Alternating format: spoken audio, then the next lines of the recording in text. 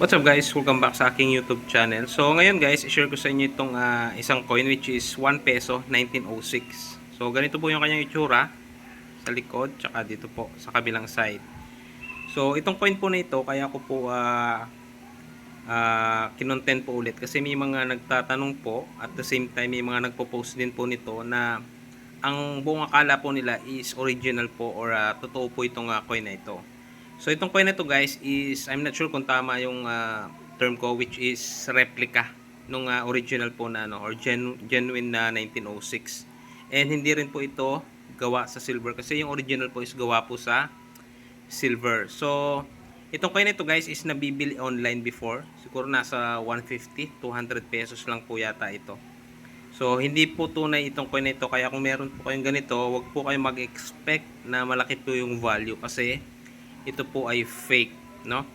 Ang sa amin guys na mga coin na collector talaga, basis namin is yung details po ng barya. So ang pinaka ano lang dito guys, siguro pinaka basic na mai-share ko sa inyo is yung leeg po ng agila. So mas payat siya guys, ayan, compare po dito sa original. Although wala tayong ano guys 1906 po na original. Yung leg po nitong mga 1 peso is kumbaga proportion po sa kanyang katawan, no? Unlike po dito sa sa 1906 po na na fake, mas payat po siya. Ayan, compare po natin, no? Ayan. So mas payat po siya compare dito. Hindi po siya proportion. At the same time po, kung may pang testing po kayo ng silver is hindi po ito silver. So yung original po kasi silver. So yung original po or yung totoong 1906, depende po yan sa kondisyon kung magkano po aabutin. Pero syempre yung mga graded po na matataas yung grade, umaabot po ng ilang million po yan, no?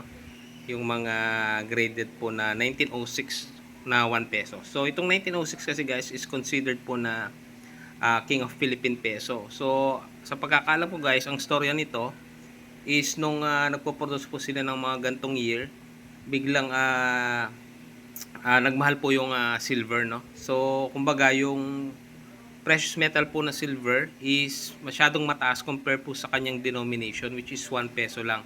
So itong coin po na ito is parang kinuha po ulit, no? Pinasauli po ng US. Di ko lang maano yung term guys, pero parang pinababalik nila itong mga coin na ito. And yung iba guys is may mga naitabi or hindi po na naibalik, no? So yung mga yun po yung mga nag-e-exist. And then yung iba syempre pinag-grade po. And yun po yung story niya guys, kasi nagmahal po yung silver. So yung denomination po niya is, kumbaga yung content po is mas mataas pa compare sa kanyang denomination. So yun lang guys para sa video na ito. Share ko lang po sa inyo itong coin na ito, baka ma-encounter nyo po ito. So muli guys, maraming salamat sa panonood.